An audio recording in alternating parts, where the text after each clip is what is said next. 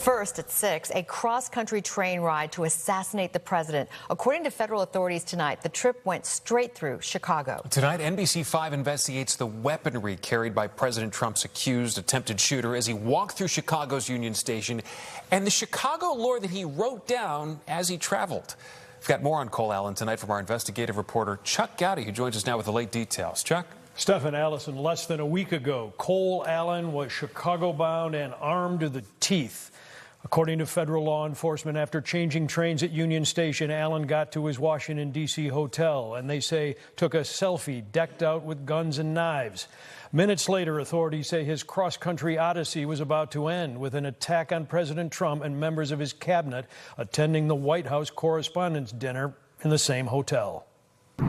This close-up FBI photo shows Allen dressed in black, wearing a red necktie and sporting an ammo bag, number 1, a gun shoulder holster, number 2, a knife at 3, wire cutters and pliers, 4. The array of these items and close-ups of a half-dozen daggers and knives, a pistol, and the shotgun authorities say Allen fired while running through a Secret Service checkpoint toward the president and his team a staircase away, all contained in a motion by prosecutors to hold Allen without bond. Lugging this hard-shell suitcase, investigators say Allen packed a veritable armament and set out on his roughly 2,600-mile trip across America. Allen takes Amtrak Southwest Chief from L.A. on April 21st through what prosecutors call the scenic views of mountains and deserts of the American West, arriving here in Chicago on the 24th.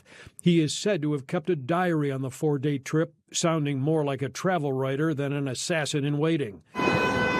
After changing trains here at Union Station, Allen writes, "Chicago is cool, kind of looks like an Iowa small town, was scaled up to L.A. size." The day after departing Chicago, Allen arrives here at the Washington Hilton, writing in his journal that he walked in with multiple weapons and not a single person there at the hotel considers the possibility that he could be a threat, leading some to question whether hotel guest luggage should be x-rayed. I've been to Russia with President Reagan.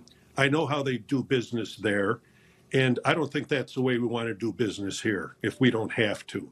If it comes to that, yes. But, I heard a couple pundits say, well, the hotels are so dangerous. Well, that's not where the typical assassination attempt has taken place. Former Secret Service agent Tim McCarthy from Chicago was wounded in the shooting of President Reagan in 1981 outside the same D.C. hotel. He says Cole Allen's panoramic ride became a bad trip, literally. The accused attacker face-planted in the hotel lobby as authorities say he was trying to execute the final leg of his plot. Justice officials claim Allen had a planned attack of unfathomable malice aimed at bringing about one of the darkest days in American history, killing dozens of people and destabilizing the entire federal government. Late word tonight from several law enforcement sources is that ballistics testing now shows Cole Allen fired the shot that wounded a Secret Service agent last Saturday night.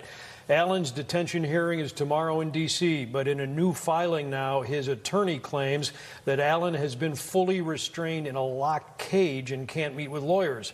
A D.C. judge has now ordered the accused attacker to be allowed unrestricted visits with attorneys. He'll be in court tomorrow. You've covered so many stories like this. That lone gunman, though, is really the toughest for law enforcement to prevent. We heard early words from the president, most notably about him being some kind of radicalized person, but that conspicuously is not in these documents. So we'll see maybe in court tomorrow what they say about it. All As right, things start to unfold. Okay. Thank you. Thank you, sir. Appreciate it.